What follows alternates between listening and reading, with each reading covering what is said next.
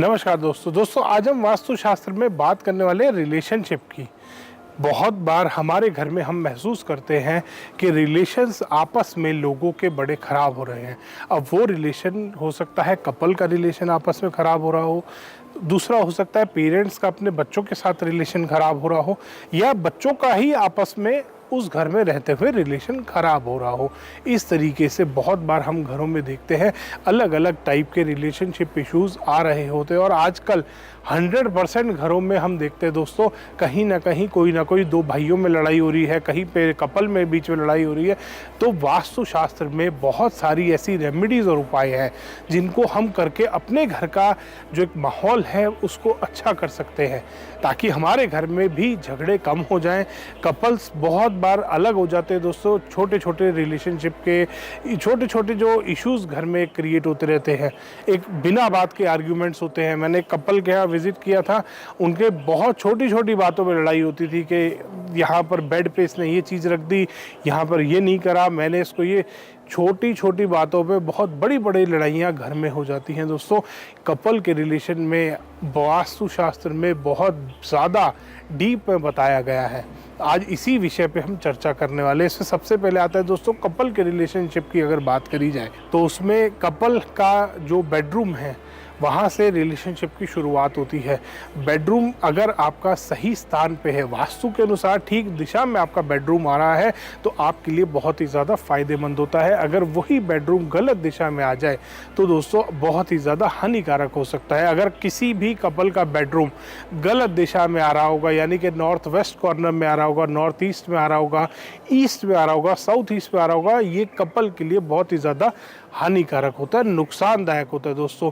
ऐसे कपल्स जो कि इन गलत दिशाओं में रह रहे होते हैं, उनके बीच में रिलेशनशिप बहुत ही ज़्यादा ख़राब होने के चांसेस बढ़ जाते हैं।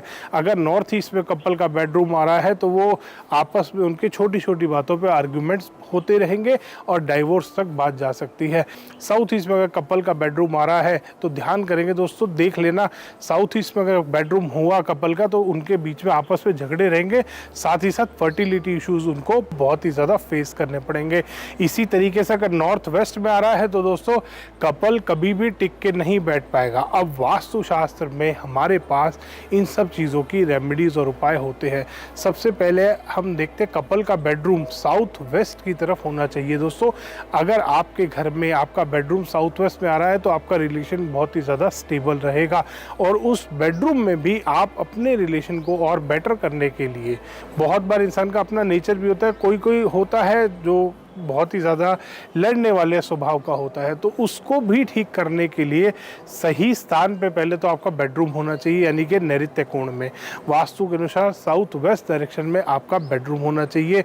सेकंड चीज़, आप अपने बेडरूम में और ज़्यादा पॉजिटिविटी क्रिएट करने के लिए सबसे पहले बेडरूम का इंटीरियर चेक करेंगे कि आपके बेडरूम का इंटीरियर कैसा है। इंटीरियर दोस्तों वास्तु में कलर का इस्तेमाल करेंगे। जब भी अपने बेडरूम बनाते समय आपको पॉजिटिव रंगों का इस्तेमाल करना है, पॉजिटिव कलर्स का यूज़ करना है, यानी कि आपको ऐसे कलर्स का इस्तेमाल करना है जो मन को शांत करने वाले कलर्स हों। आपको कभी भी वाटर से रिलेटेड कलर, जो पानी के कलर होते हैं, ब्लू हो गया, dark blue, light blue, blue का कोई भी थीम नहीं इस्तेमाल करना अपने बेडरूम में, ये स्टेबिलिटी को ख़राब करता है। दूसरा, आपको फायर से रिलेटेड कलर कभी भी अपने बेडरूम में इस्तेमाल नहीं करना, ये भी बहुत ही ज़्यादा नुकसानदायक होता है दोस्तों वास्तु के अनुसार। इसके बाद दोस्तों आप अपने रिलेशनशिप को और ज़्यादा स्ट्रॉन्ग करने के लिए और ज़्यादा बेटर बनाने के लिए रोज़ क्वार्ट्ज के टंबल स्टोन का इस्तेमाल कर सकते हैं दोस्तों। ये बहुत ही ज़्यादा पॉजिटिव और बहुत ही ज़्यादा फ़ायदेमंद होते हैं। रोज़ क्वार्ट्ज के टंबल स्टोन अगर आप अपने घर में अपने बेडरूम में इस्तेमाल करेंगे तो आप भी अपने रिलेशन को बहुत ही ज़्यादा स्ट्रॉन्ग बना सकते हैं। साथ ही साथ बेडरूम में रिलेशन तो स्ट्रॉन्ग हो गया, अब पॉजिटिविटी कैसे लाई जाए दोस्तों। पॉजिटिविटी के लिए आप अपने बेडरूम में या तो मॉर्निंग टाइम में थोड़ा सा कैम्फर बर्न कर सकते हैं। कपूर जो पूजा में इस्तेमाल करने वाली चीज़ होती है कैम्फर, उसका एक डिफ्यूज़र रख सकते हैं अपने बेडरूम में। मॉर्निंग के टाइम 10 से 15 मिनट के लिए उसको ऑन करेंगे और आपके बेडरूम का जो ऑरा है वो बहुत ही ज़्यादा पॉजिटिव हो जाएगा। साथ ही साथ आप इस्तेमाल कर सकते हैं क्लियर क्रिस्टल क्वार्ट्ज के टंबल स्टोन का। दोस्तों ये भी टंबल स्टोन आपके बेडरूम की पॉजिटिविटी को बढ़ाने में बहुत ज़्यादा हेल्प करता है। ये नेगेटिविटी को ख़त्म करने में बहुत मदद करता है। इससे भी आपका जो माइंड है वो फ्रेश रहता है और माइंड पॉजिटिव रहता है। नेगेटिव थॉट्स को ख़त्म करने में बहुत ज़्यादा हेल्प करता है ये क्लियर क्रिस्टल क्वार्ट्ज के टंबल स्टोन। अब बात करते हैं दोस्तों पेरेंट्स का बच्चों के साथ रिलेशन। दोस्तों जब भी बच्चे नेगेटिव डायरेक्शन में जाएंगे, जब भी बच्चे साउथ वेस्ट की तरफ जाएंगे, तब उनका रिलेशन अपने पेरेंट्स के साथ खराब होगा।